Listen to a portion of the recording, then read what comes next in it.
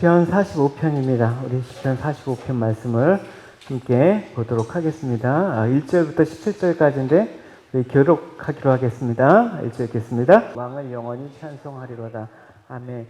45편은 왕의 축훈가라고 불리고 있습니다. 그래서 결혼식을 위해서 이제 왕의 위엄과 영화를 찬양하고 결혼식에 참석한 왕과 그 왕후의 아름다움에 대해서 노래하고 있는 것입니다. 동시에 왕으로 인도되는 신부의 아름다운 그 행렬에 대해서 묘사하고 있는 부분이 있습니다. 그래서 오늘 시편은 표면적으로는 단순히 그 왕의 결혼식을 노래하는 것처럼 보이지만 사실은 그 이면적인 의미는 메시아가 도래하고 이제 그 주님의 구속과 축복, 그리고 종말의 구속주이신 예수 그리스도와 성도의 온전한 연합으로 인해, 그의 혼인잔치로 인해서 기쁨을 노래하고 있습니다. 특별히 이 C.S. 루이스는 이 시편에 대해서 2차적인 의미, 세컨드 미닝이라는 그 시라고 그 성격을 규정하고 있습니다. 그래서 성경이 그렇죠. 당시의 상황과 또 나아가서 장차 이루어질 일들에 대해서 조명하고 있기 때문에 다 이중적인 의미를 갖고 있다라고 우리가 생각을 할 수가 있는 것이죠. 그래서 오늘 내용들을 살펴보면 상반절에서는 왕은 사람들보다 아름다워 은혜를 입술에 머금은이라고 얘기를 하고 있습니다. 왕의 두 가지 면모에 대해서 찬양하고 있습니다. 뭐냐면 하나는 왕은 사람들보다 아름답다. 사람들보다 아름답다라고 하니까 벌써 이거는 사람의 왕이 아니라 사실 메시아에 대한 찬양이라는 것을 직관적으로 우리가 느낄 수가 있겠죠. 또 하나는 은혜를 입술에 머금고 있다라는 것입니다. 그러니까 이 둘은 사실은 어떤 외적인 것보다는 왕이 갖고 있는 품격, 내면적인 인격, 기품, 어떤 아름다움을 나타내는 것입니다. 그래서 우리가 아까 언급한 2차적인 의미에서 본다 그러면 신의 말은 인관왕이 아니라 궁극적으로 예수 그리스도에 대한 증거라고 할 수가 있는 것입니다. 그래서 이 땅에 오신 예수님의 아름다움, 그 모습에 대해서 특별히 예수님의 그 아름다움은 어디에 있습니까? 외모적인 거는 이사야 말씀처럼 하나도 볼품이 없었습니다. 그래서 보통 사람들보다 아마 우리가 보통 영화에서 나오는 그 백인의 모습으로 하고 있으리라고 생각 안 하죠. 보통 사람들보다 그 외모로는 흠모할 만한 점이 하나도 없음에도 불구하고 주님의 주님다운 그 면모는 어디서 드러납니까? 은혜를 머금은 말씀에서 나타나는 것을 알 수가 있는 것이죠. 주님의 말씀, 주님의 입에서 나오는 모든 말씀은 진실하시며 사람을 살리시고 또 은혜의 말씀만 있었다라는 것. 그래서 주님의 내면의 아름다움이 그 말씀을 통해서 드러나는 것입니다. 많은 사람들이 그 당시에 물론 예수님을 배척하기도 했지만 많은 사람들이 예수님을 만나기 위해서 쫓아다녔습니다.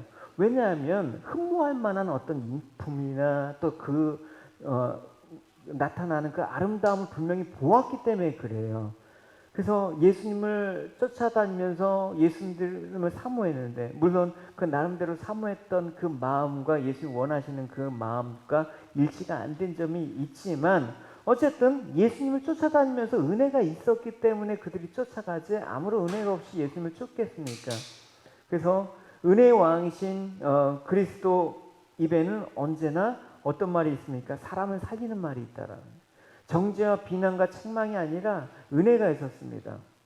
그래서 시인은 왕의 아름다움에 대해서 찬양하고 또 계속해서 이런 아름다운 그 왕에게 하나님은 영원한 복을 주신다라고 얘기를 하고 있습니다. 아름답기 때문에 영원한 복을 주신다.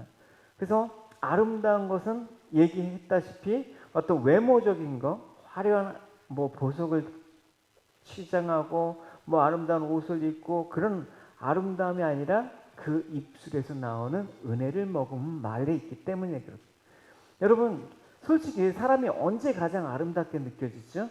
높은 자리에 있을 때 아름답습니까? 아니면 아름다운 옷을 입을 때, 아니면 성경을 해서 얼굴을 예쁘게 했을 때 아름답게 느껴집니까? 물론 사람들에게 군림하기 좋아하는 사람의 특성상 높은 자리에 오른 사람들의 모습을 보면 아름다워 보일 수도 있어요. 또 옷이 날개라고 해서 아름다운 옷을 입으면 또 아름답게 보일 수도 있습니다. 또 성형수술하면 또 아름답게 보일 수도 있습니다. 그러나 높은 자리에 있든 뭐 아름다운 옷을 입든 또 뭐 얼굴이 아름답든, 근데 그 사람 입에서 나오는 그 말이 전혀 외모하고 상관없는 말이 탁 나면 우리가 쉽게 말하면 어떤 말 합니까? 야, 깬다. 이러지 않습니까?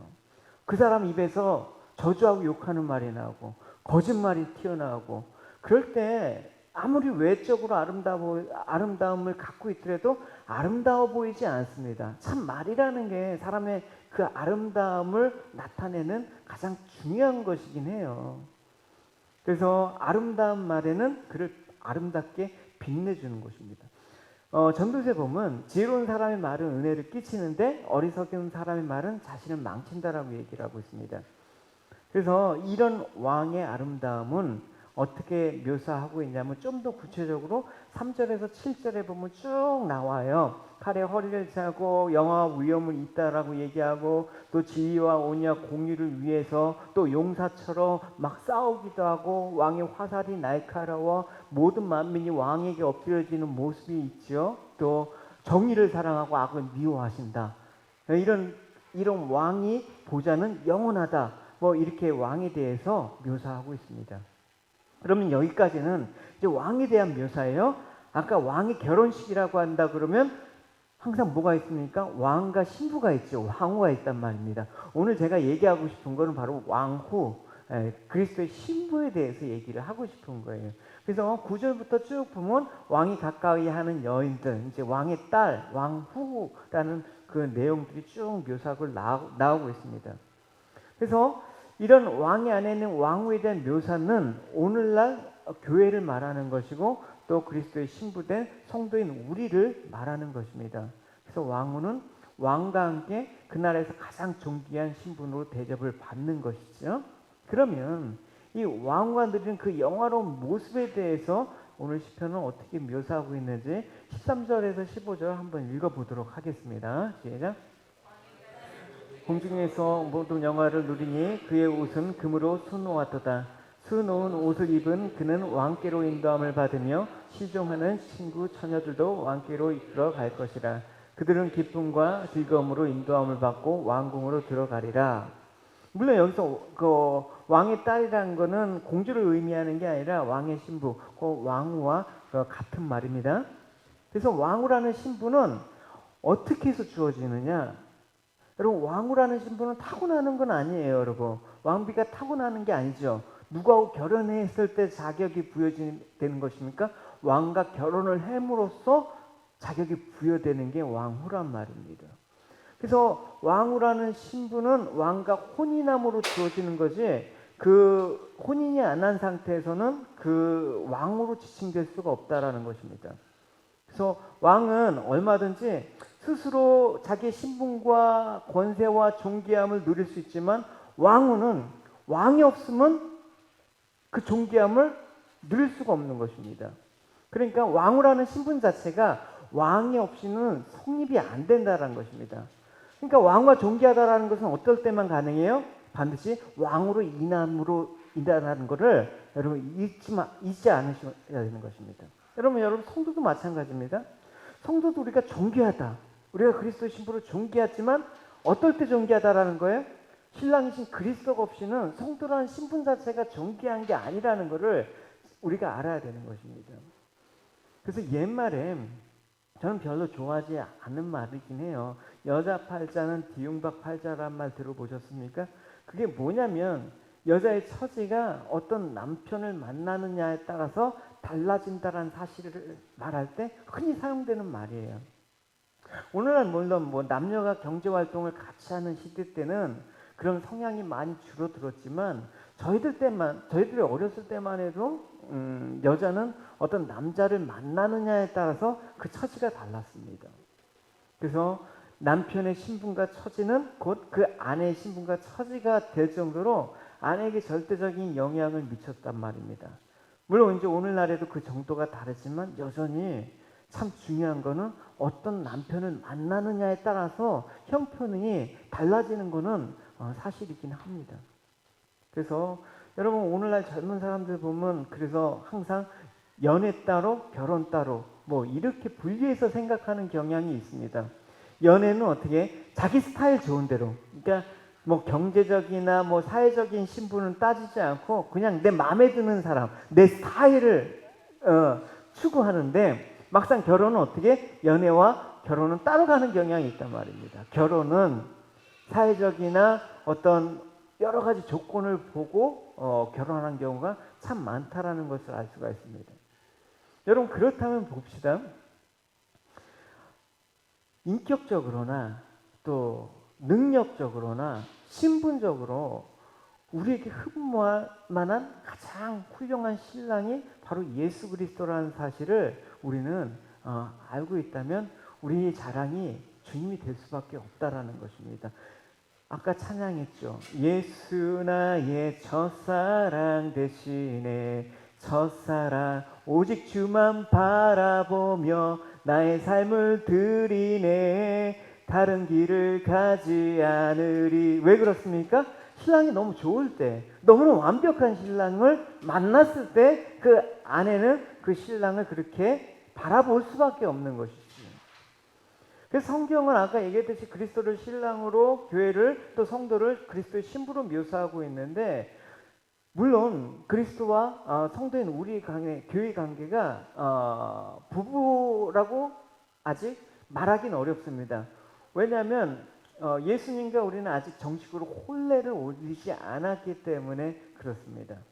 그래서 장차 주님께서 이제 그 나라를 완성하실 때 우리를 그리스도의 신부로 부르셔서 이제 예식을 할 때 완전한 이제 그리스도와 교회는 부부로 영원히 살게 되는 것이죠. 계시록에 이런 모습이 있죠.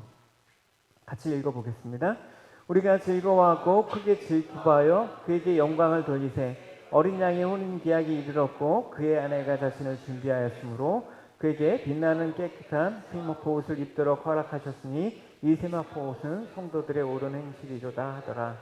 천사가 내게 말하기를 기록하라. 어린 양의 혼인잔치에 청함을 받는 자들은 복이 있도다 하고 또 내게 말하되 이것은 하나님의 참되신 말씀이다.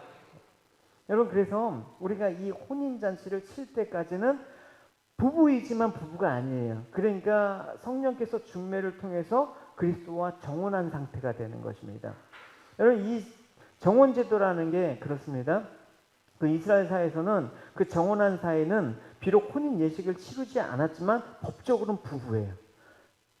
그게 중요하죠. 그래서 여러분, 요셉과 마리아가 정혼한 상태에서 마리아가 성령으로 임신한 사실을 알게 됐습니다. 그래서 어떻게 했어요? 둘이 동거를 시작했죠. 왜냐? 왜 결혼도 안 했는데 동거를 하냐? 이미 정혼한 상태이기 때문에, 부부로 인정되었기 때문에 그렇다라는 것입니다. 그렇다면 우리 신랑 되신 예수님은 어떤 분이십니까?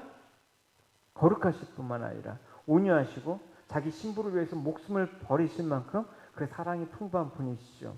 또 주님은 모든 것들을 소유하고 있습니다. 만왕의 왕으로 만물을 소유하고 있는 분입니다. 그러니까 천사들도 엎드려 경배하며 찬양하는 하나님의 아들이신데 바로 우리가 그분의 신부가 정혼자로 지금 이 땅을 살아가고 있다란 말입니다. 근데 장차 그 모든 신부로서의, 왕으로서의 그 모든 그 어떤 영화와 위엄을 누리기까지는 이 신부로서 우리가 훈련하고 다듬어져야 되고 완성하는 그 과정을 이 땅에서 살아야 되는 것입니다. 근데 이 땅에 살 때 여러분, 이런 상상을 하면 참 상상만 해도 즐겁지 않나요, 여러분? 내가 이미 그리스도의 신부로 정해졌어요. 모든 면에서 가장 탁월한 신랑이 지금 혼인날만 기다리고 준비하고 계세요. 그러면 너무나 기쁜 나머지 잠을 이루지 못할 겁니다. 결혼할 때 어땠어요? 사모님? 나랑 결혼하니까 막 설레고 막 좋은 신랑 만나갖고 막 잠을 못 이루고 헛방귀를 뀌는데 그렇습니다. 사람은 그렇습니다. 그러나 여러분, 그리스도는 안 그렇다라는 거죠. 가장 완벽한 신랑이 우리를 위해서 기다리고 있습니다. 그러면 여러분, 만나는 사람마다 자기 신랑 될 사람을 자랑할 겁니다. 여러분, 우리가 항상 어떤 자라는 걸 알아야 되는 것이죠. 그리스도 항상 장차 혼인을 앞두고 있는 신부인지 항상 그걸 확인해야 되는 거예요. 그걸 우리가 갖고 있는 정체성이라고 얘기하지 않습니까? 그래서 항상 여러분에게 묻던지 아니면 다른 사람이 묻던지 그렇잖아요. 여러분 지금 행복하십니까? 아니면 여러분 지금 사랑꾼입니까? 뭐 이렇게 물어보는 이유는 뭡니까? 예수 그리스도와 신랑됨을 확신하고 있는지 물어보는 거나 다름이 없다라고 저는 생각을 해요. 신랑이 있는데 행복하지 않다 그러면 우리가 어떻게 합니까? 그럼 많은 기독교인들이 달고 하는 말 중에 하나가 뭐냐면 항상 기뻐하고 항상 감사하고 뭐 이렇게 범사에 기도하고 뭐 이런 모습이 있어야 되는데 요즘은 또 그렇지도 않아요. 너무 힘들다, 너무 어렵다, 너무 답답하단 말들을 참 많이 한단 말입니다. 잘 생각해 보시면 상황이 물론 힘들고 어렵고 답답한 상황들이 벌어집니다. 그게 없다라고 얘기할 수 없는데 근데 똑같은 상황이라도 어떨 때 달라요? 사랑하는 사람이 생기면 똑같은 상황도 기쁜 거예요. 고생인데 고생인지 모르고 사는 게 특징이란 말입니다. 그래서 예수를 믿으면서 힘들다 죽겠다란 말을 입에 달고 있는 사람은 예수님을 교리로만 믿는 거지 사랑하지도 만족하지도 못한 삶들을 살고 있는 것입니다. 신랑하고 있는데 맨날 죽겠다라고 하면 그 아내가 여러분 온전한 모습이겠습니까?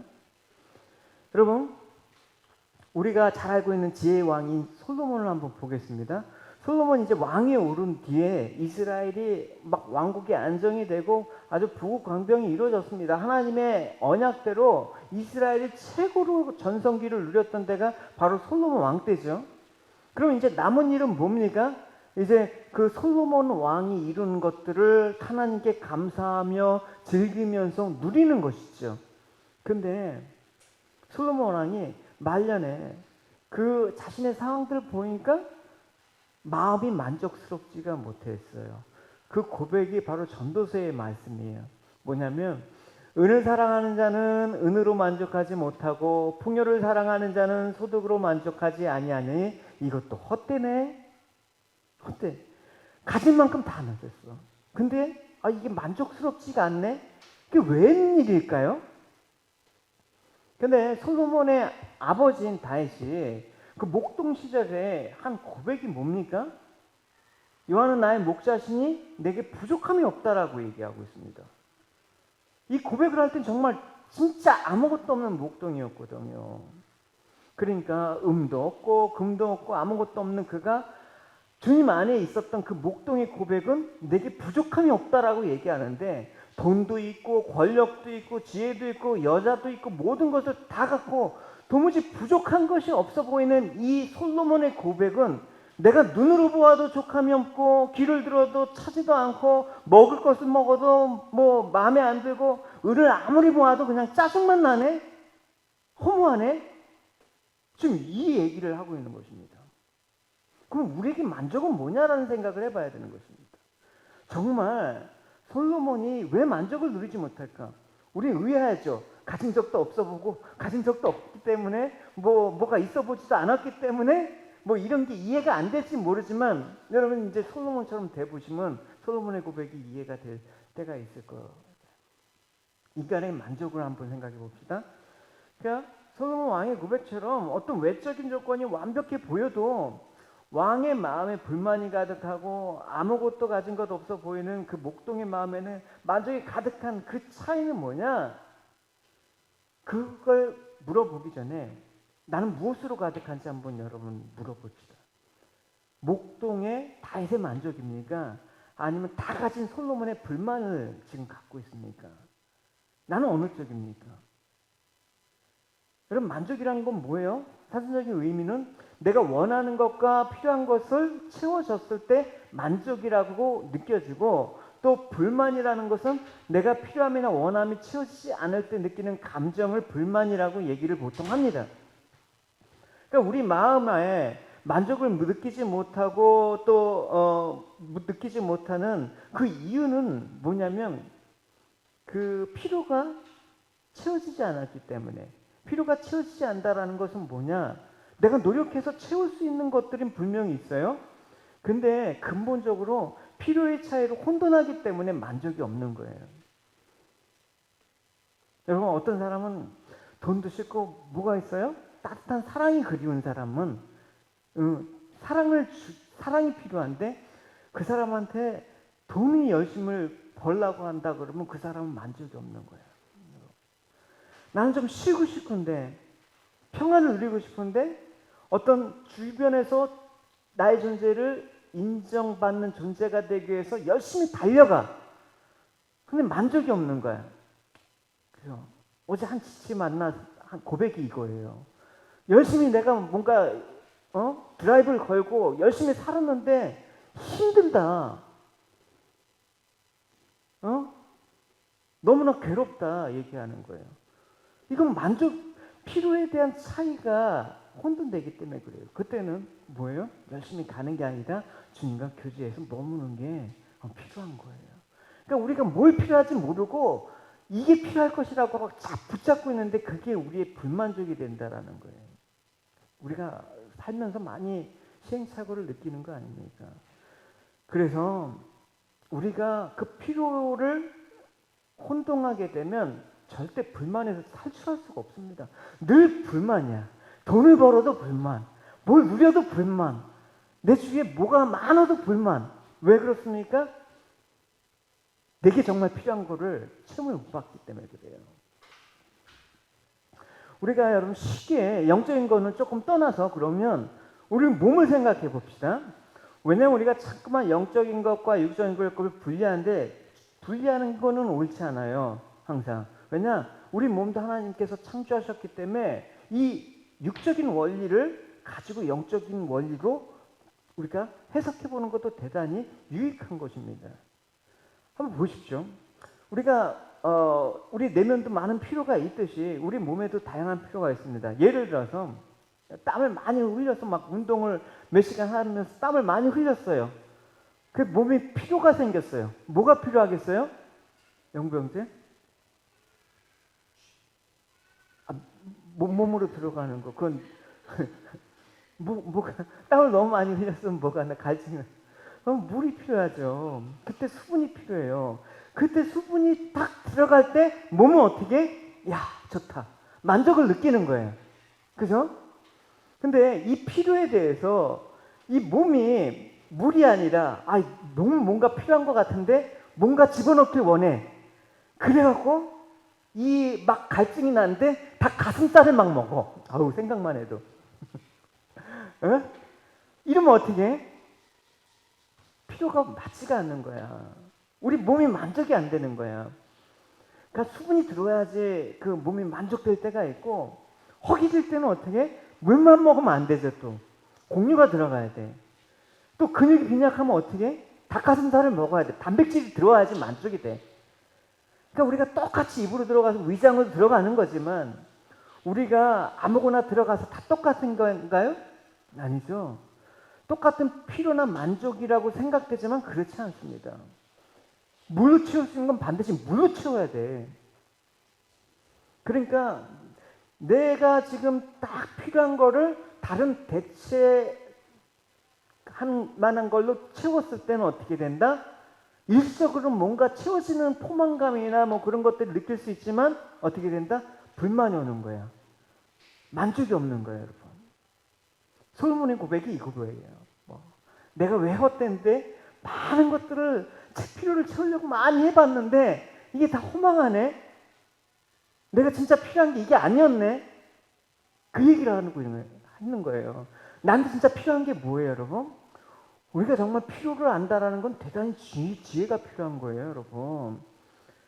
근데 우리 만족이 마음의 만족이 없고 또 은을 모아도 만족이 없고 뭐 영화를 누려도 만족이 없고 좋은 음식을 아무리 먹어도 뭐 솔로몬처럼 아내를 많이 얻어도 만족이 없는 이유는 뭐예요? 바로 그거예요.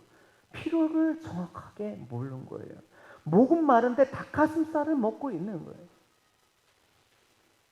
네, 여러분, 내 필요가 뭔지 아시는 여러분이 되시기 바랍니다. 또 우리 마음 가운데 만족을 느끼지 못한 두 번째 이유가 있어요. 아주 근본적인 건데 우리가 전혀 생각지 못한 이 공간이 있단 말입니다. 이게 평소에는 잘 몰라요. 전도서는 이렇게 얘기하고 있습니다. 하나님은 모든 것을 때에 따라 아름답게 만드시고 사람에게 영혼을 사모하는 마음을 주셨다. 그 마음의 공간을 주셨거든요. 영혼을 사모하는. 그러나 사람은 하나님이 하신 일을 처음부터 끝까지 이해할 수가 없다라고 얘기하고 있습니다. 그러니까 인간은 처음부터 영원하신 하나님의 형상에 따라서 하나님과 영원히 살아가는 자로 짐을 받았습니다. 그렇기 때문에 우리 마음에는 항상 뭐가 있다? 영원이라는 걸 추구하는 마음이 있습니다. 그 영혼을 추구하고 사모하는 그 공간, 그 마음의 공간이 있는데 이게 채워지지 않으면 뭐래도 만족이 없는 거야. 아무리 많은 은과 금을 음식을 먹어보고 채워봐고 모아봐도 인간은 만족을 못 느끼는 거예요. 이 공간이 안 채워지기 때문에. 왜냐하면 이 영혼이라는 이 공간은 우리가 어떤 존재라는 걸 얘기해주고 있어요. 인간은 영원하고 무한하고 끝나지 않는 존재이기 때문에 유한한 것으로 채워봤자 채워지지가 않은 거예요. 인간이 왜 영원합니까? 여러분 이 땅의 삶의 전부입니까? 아니잖아요. 죽으면 끝입니까? 아니잖아요. 죽음 이후의 세계는 믿는 자나 안 믿는 자나 영원합니다. 주님과 함께 영원한 생명을 누리는 존재로 살아가든지 아니면 주님과 무관한 영원한 지옥에서 살아가든지. 그러니까 영원한 존재이기 때문에 그렇습니다. 그러면 하나님께서 우리에게 왜 영혼을 사모하는 마음을 주셨습니까? 성경은 이렇게 말씀하고 있습니다. 같이 읽어보겠습니다.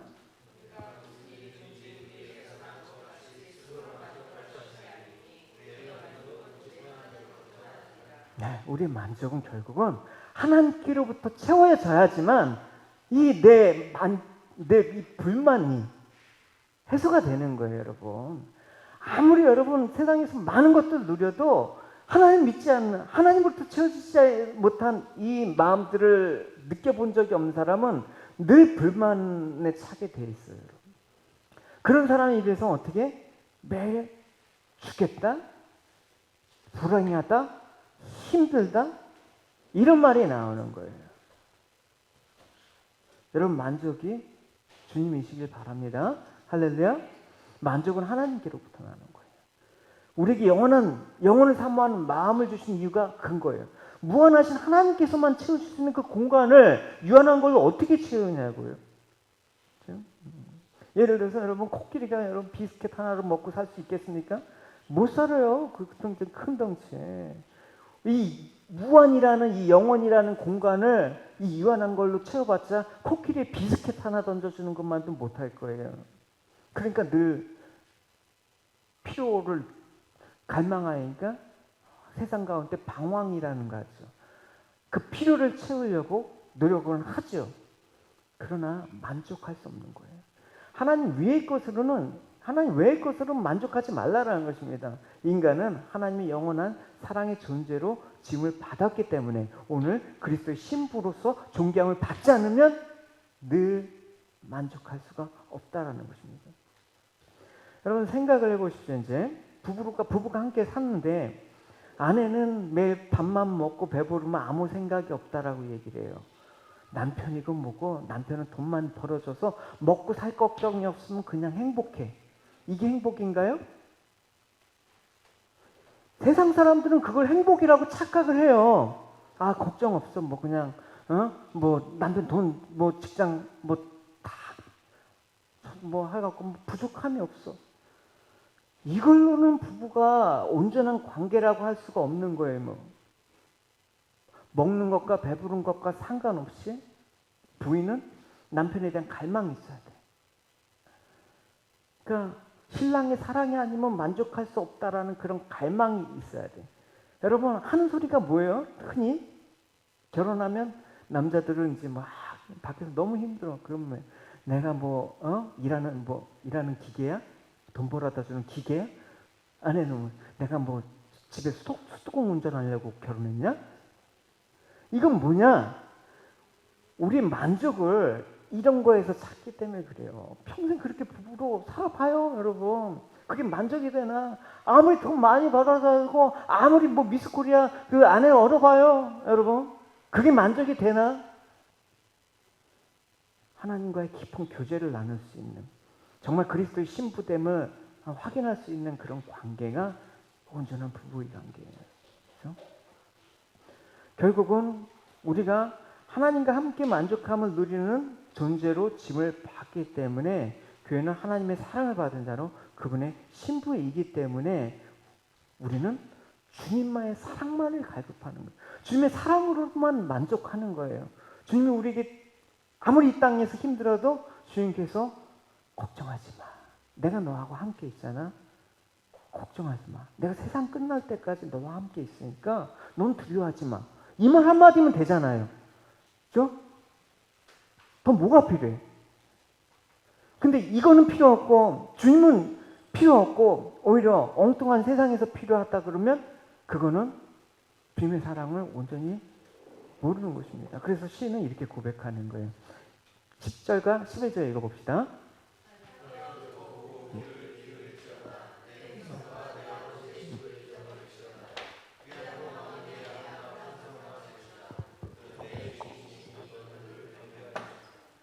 이게 뭐라고 얘기하고 있습니까? 신부를 향해서 너 백성과 아버지 집을 잊어먹어라. 이건 뭐예요, 우리가?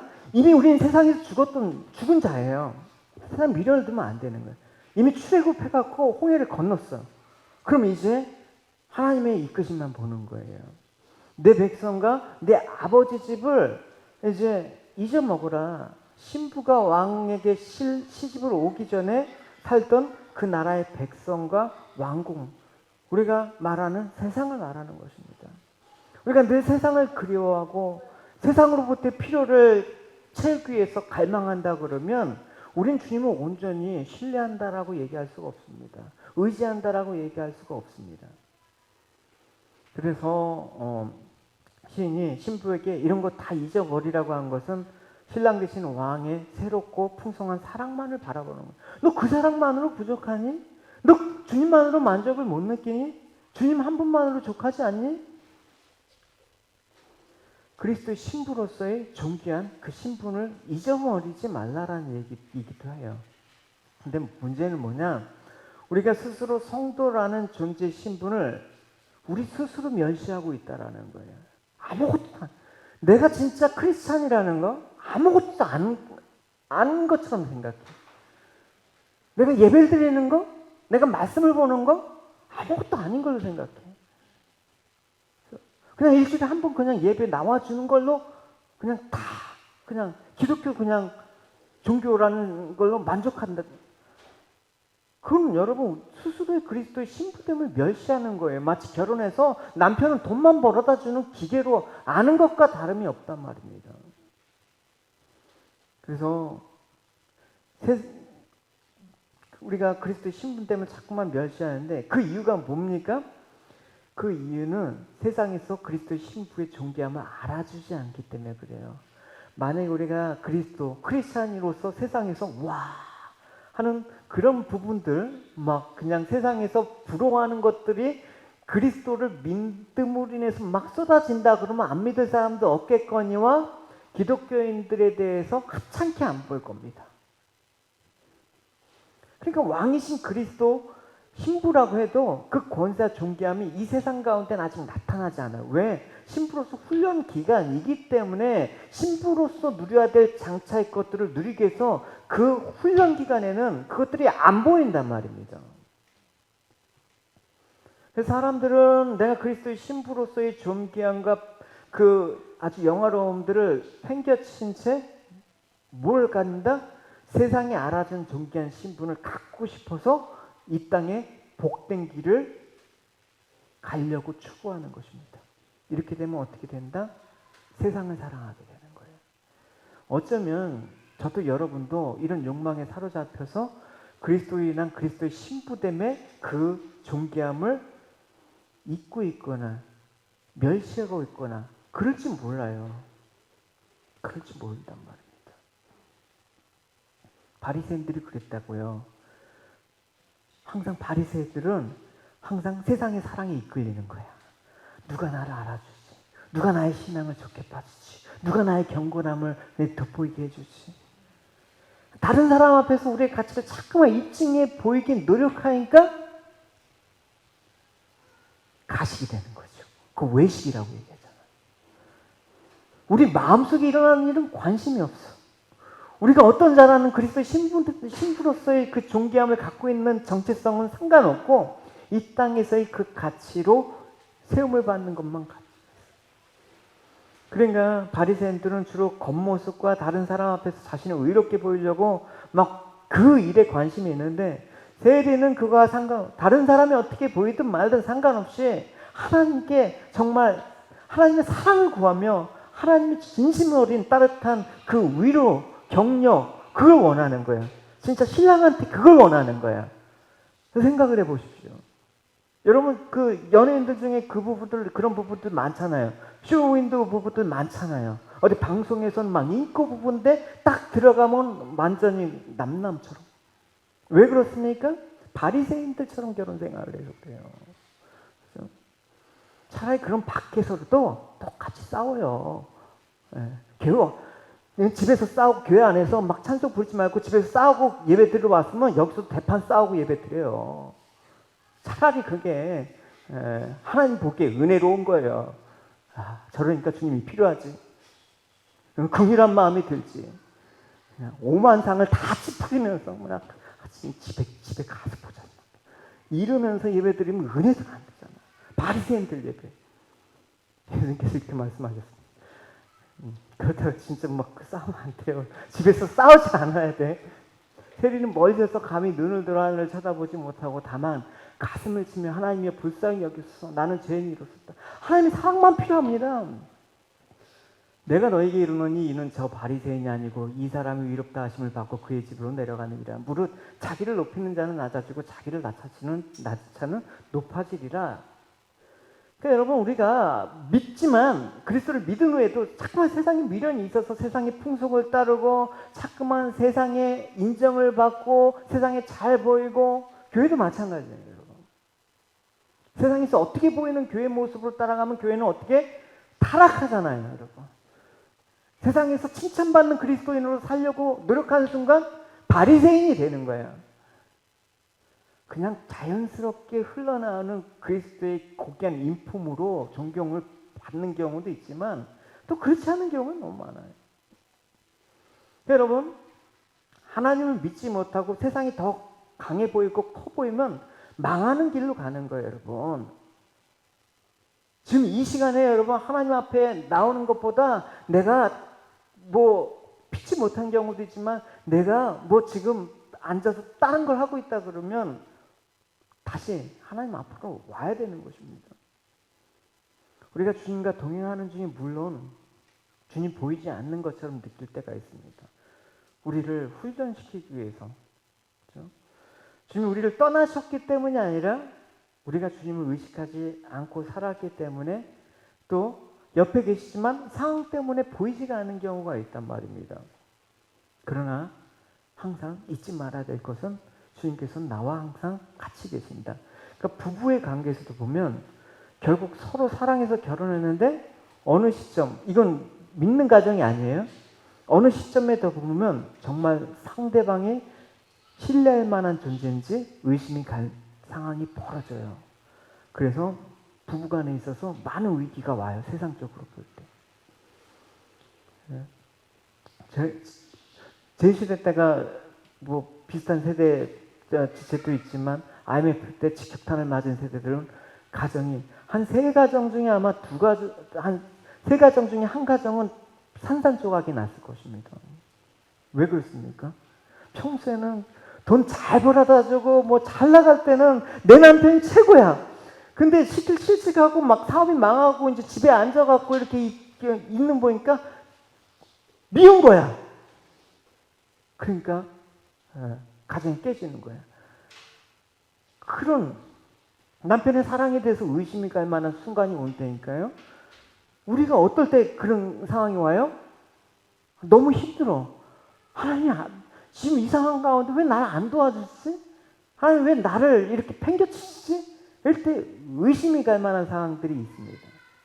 그럴 때 상대방에 대한 신뢰와 기대감이 떨어질 때 자연적으로 친밀감이 멀어지죠. 내가 정말 주님을 사랑했었나? 그래서 베드로에게 찾아와서 주님께서 말씀하셨죠. 너 나 사랑하니? 진짜 사랑해? 진짜 사랑하는 거 맞아?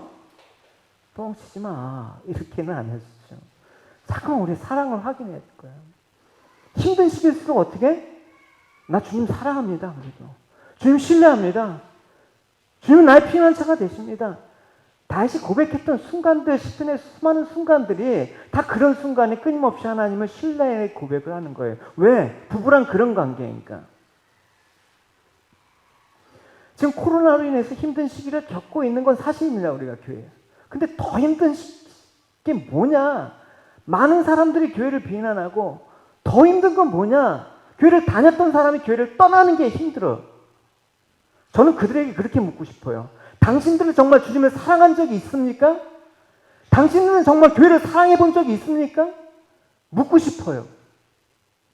사랑해 본 적이 없기 때문에.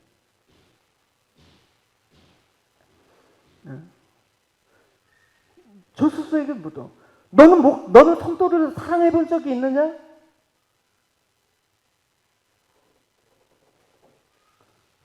성경의 역사에서 가장 슬프고 어떠했던 시대가 가장 소망의 빛을 발했던 시기예요. 시대적으로나 개인적으로 어두운 상황들. 그거를 주님의 사랑과 신뢰로 토해내는 사람들 있잖아요. 욥, 예레미야, 고통을 노래한 시편의 수많은, 또 히브리서 믿음장에 언급된 수많은 인물들이 다 그렇게 도무지 희망이 없는 시대 가운데 주님을 사랑한다 라는 그 고백을 놓치지 않았던 사람이에요.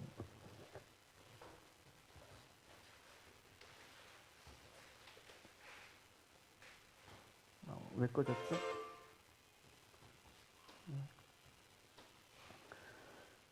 그래서 시편 88편에 보면 시편 중에 가장 어두운 상황을 노래한 시편 중에 하나가 또 88편이에요. 시인이 극심한 고통과 아픔을 하나님께 토로합니다. 몰려가면 너무 힘들어서 난 죽은 자 같이 되었어. 시편 88편에 내 죽은 자 중에 던져진 바 되었으며 죽임을 당해 무덤에 누운 자 같다. 얼마나 힘들었으면 그래요.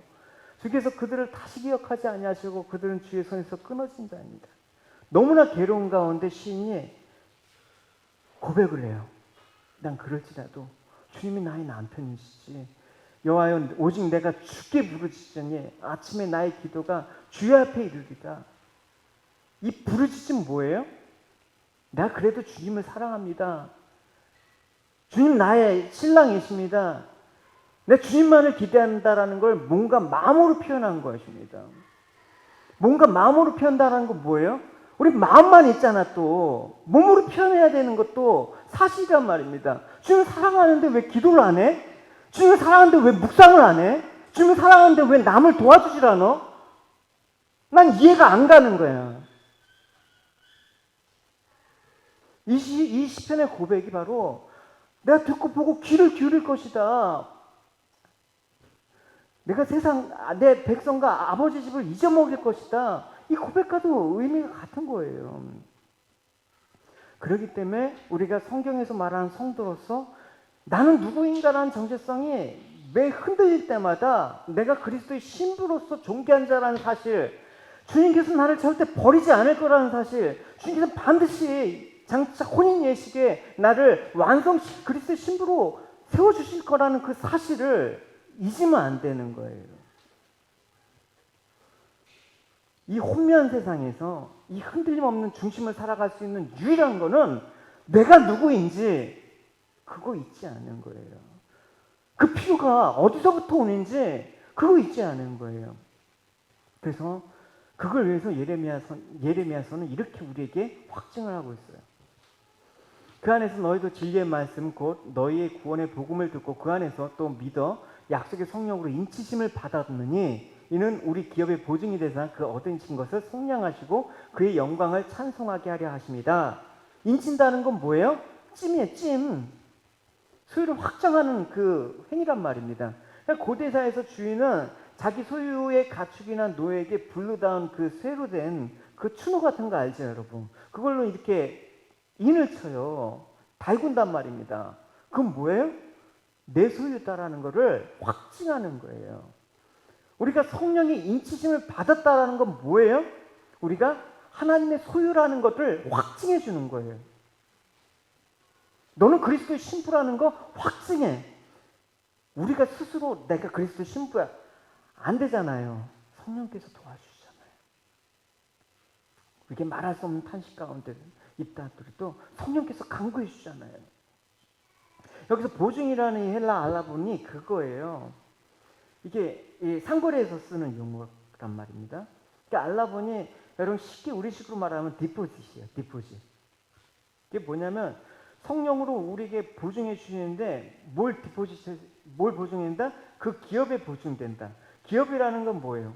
우리가 하나님의 자녀로서 그리스도의 신부로서 앞으로 왕으로서 누리게 될 모든 축복을 보장해 준다라는 거예요. 그래서 성령님께서 보증이 되신다라는 것은 장차 하나님의 약속을 우리가 누리게 될 걸 보장했는데 그것들이 이루어질 것임을 보증하는 거예요. 여러분 누구 할 때 보증 세우잖아요. 근데 보증의 자격이 어떻게 해요? 그거를 문제가 됐을 때 그것들을 메꿀 수 있는 사람이 보증인 자격이 되는 것이죠. 근데 또 중요한 건 뭐냐? 왜 성령께서 우리에게 보증이 되시냐? 이 땅 힘들 때마다 어떻게? 장차 되어질 일들이 있지 말라고 우리에게 맛을 보여주는 거예요. 그래서 힘들지만 기쁨을 허락하는 거예요. 힘들 때. 막 어렵고 좌절스럽지만 그때마다 힘을 주고 격려하시는 거예요. 우리를 견인해 가신단 말입니다. 그래서 장차 이루어질 하나님의 약속이 얼마나 영광스러운 건지 체험하게 하는 거예요. 이걸 신앙 가운데 우리가 신앙생활 가운데 경험하셔야 되는 거예요. 오늘 이제 야곱이 이제 애굽의 총리인 요셉의 초청을 받고 이제 애굽으로 갑니다. 그러면서 가는데 야곱은 자신의 인생을 고백해요. 바로 앞에서도 험악한 인생을 고백하고 그 수많은 인생의 난간을 통해서 힘든 여정 가운데 살았습니다. 근데 그 힘든 여정 가운데 야곱은 뭐 하나 붙잡았습니까? 내가 하나님의 언약의 계승자. 아브라함과 이삭과 야곱, 요셉으로 이어진 그 언약에 바로 언약을 붙잡았기 때문에 이게 이루어진다. 그렇기 때문에 이 땅에 가시적으로 막 힘들어 보여도 이게 이루어진다라는 그것들을 그때그때 맛보면서 간 거예요.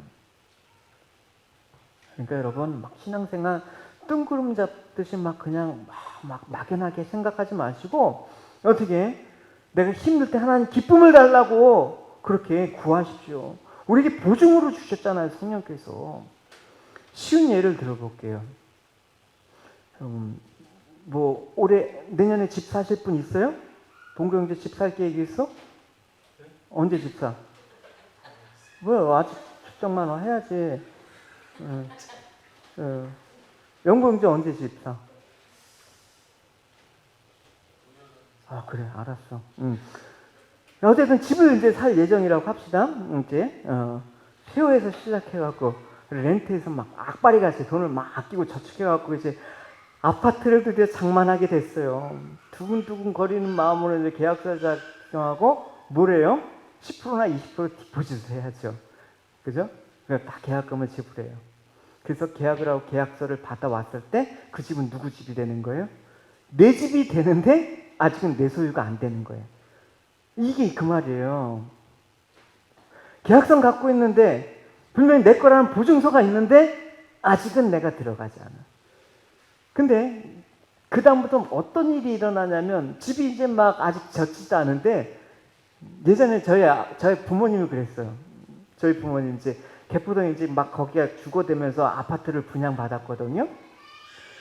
개포동이 처음에는 뭐 그래 알았어 막 그냥 뭐 벌판이었어요. 지금은 뭐 그렇지 않지만 벌판이었어요. 근데 아파트가 한때 막 그 부지가 이제 다져지기 시작하는데 아버지하고 어머니가 차 타고 매일 거기 출퇴근하시네. 내 집이 생겼다. 아직 건물도 없는데 왜 그런 일이 생겨요? 이미 내 집이라고 보증을 받았기 때문에 그런 거예요. 그때부터 희망이 생기는 거예요. 내 집이라는 희망이 생기는 거예요.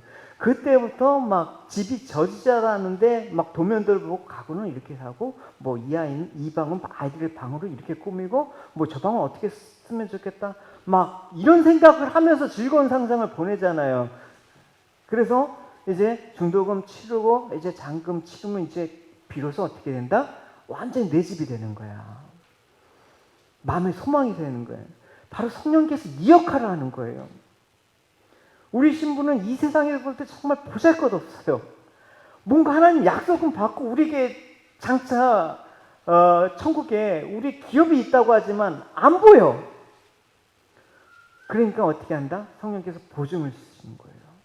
그래서 이 장차 이루어질 일들을 이제 성령께서 보여주시고 은혜 가운데 우리를 부어주실 때 어떻게 된다? 이제 그게 보이는 것이죠. 그러니까 이 세상에 우리가 많은 고난을 받지만 그리스도의 신부로서 왕으로서 이제 입주하게 돼 보좌 우편에 있는 그날이 반드시 올 거라는 그 믿음을 갖고 살아가게 되는 것이죠. 집이 이제 거의 주님께서 처소를 예비하러 가셨으니까 이제 우리를 불러서 이제 혼인잔치하고 그 집에서 주님과 결혼해갖고 이제 알콩달콩 이제 영원히 산다라는 그 생각을 갖고 살아가는 것이죠. 그러니까 여러분, 신랑 대신 주님이 오시는 그날까지 조금만 더 인내하세요. 할렐루야. 믿음 힘들지만 인내하시고 믿음 잘 지키세요. 여러분이 세속에 물들지 아니하고 정결하게 여러분을 그리스도의 신부로서 지키시고 그리스도를 자랑하며 사모하는 삶을 살길 바랍니다. 그래서 우리의 삶이 하나님의 그 인도하심 속에서 성령의 보증과 인도하심 속에서 영원한 삶을 준비하는 왕으로서의 삶을 준비하는 그런 복된 삶이 되시기를 주님의 이름으로 축원합니다. 우리 같이 찬양합시다.